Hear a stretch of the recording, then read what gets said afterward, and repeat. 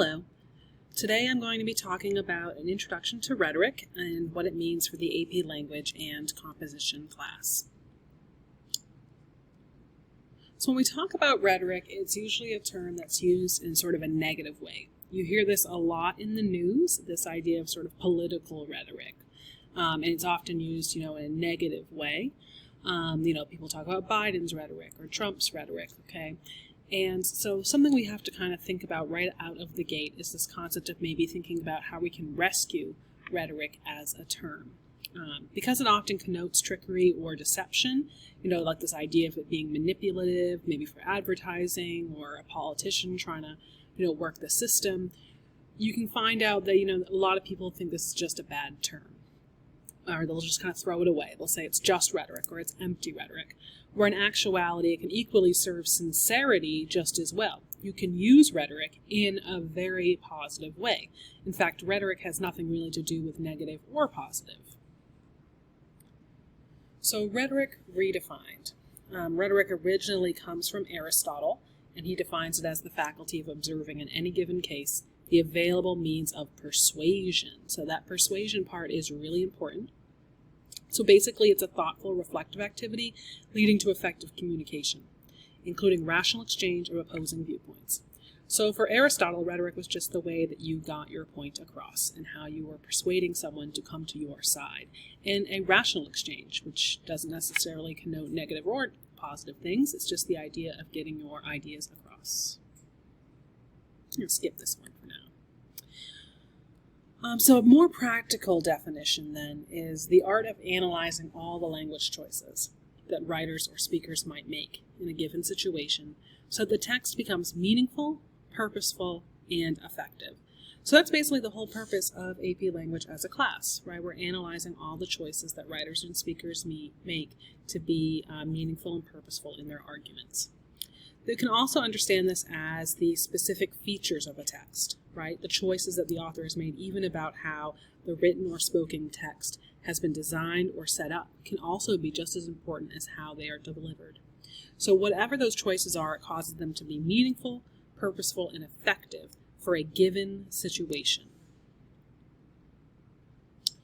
Being able to plan and write compositions and not just write them, being able to examine the situation in your school and your community. These are all examples of how you can use rhetoric and why it's important and why this class is kind of a class in the first place. Because this is a skill that you can use throughout your life in a variety of forms. So often when we talk about rhetoric this year, we're going to be using this sort of concept, the rhetorical triangle. You'll see here that there's kind of three major categories here on the triangle. We have speaker or writer, subject, and audience. So the rhetorical triangle is a way of understanding how these things are working together. It's really emphasizing the interaction among these three things, right? What has the speaker or writer done to talk to their audience? How is the audience reacting to the subject? What is the subject the writer has chosen? And vice versa. Okay, why is the subject important to the audience? You can see this can kind of fluid. It goes both ways. And all these things, if they work together well, create an effective message. So here's just some more in-depth definitions of these terms. So the speaker is often the writer. If it's not actually an actual speech that someone's performing, it can also be the written text. So it's the author, speaker, or person, real or imagined, whose perspective is being advanced. We always want to kind of consider the concept of persona. We'll look more closely at that this year because oftentimes a person who is writing or speaking has a certain character or voice assumed by them that adds another layer to this. The audience or the reader is who's actually supposed to be engaging with this text, who's supposed to be consuming it. And the subject is the topic addressed in the piece of writing or in the speech. So something to always ask yourself is, who is the speaker? Does the speaker have any kind of experience or credentials that make them particularly suited to the subject? Why is this person significant? What is it about them that makes them an authority, or maybe not? And also, what kind of persona does the speaker present? And to what extent is it different from their identity? Sometimes think about, people in history, right? A great leader or a president, they have their kind of outward-facing persona, but it might be different than them as a person, right? And those are kinds of the things to consider.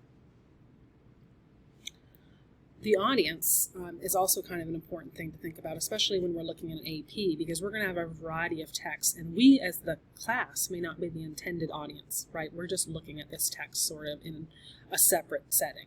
So who was the intended audience? Who comprises of that? The immediate people in the time, right? If it's a speech or a eulogy at a funeral or something, right? There's that intended audience in the actual moment.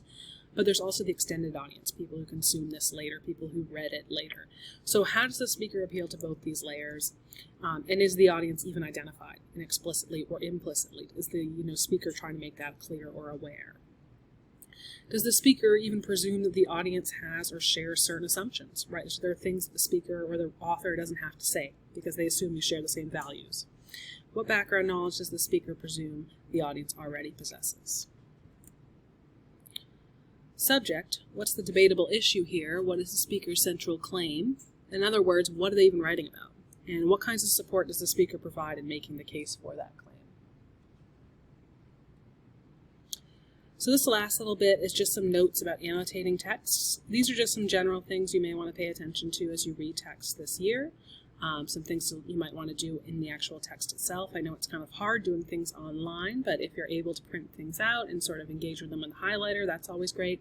Or if you can come up with a way to do it yourself digitally, that's also great. But these are the types of things we should look for, whether in the text itself or in the margins. These are all good strategies to use. I won't be requiring any particular type of strategy for AP, but these are all good things that you can put into your practice, and if they work for you, great. If there's other things that aren't on this list that work for you, you can also do that. And this last slide is just the example of some effective annotating. If we were in class together, this is something we would probably look at together, and I would have had you annotate it first, and then I would have showed you this example. But I'll just leave this up here for a second for you to kind of look at. And so when I'm talking about effective annotations, it should look something like this, right? The person has thought about the syntax, the actual structure. They've thought about the diction. They've thought about the audience in the overall sort of tone of the piece. And these are all terms we'll come back to throughout the year, and you'll get really good at using them.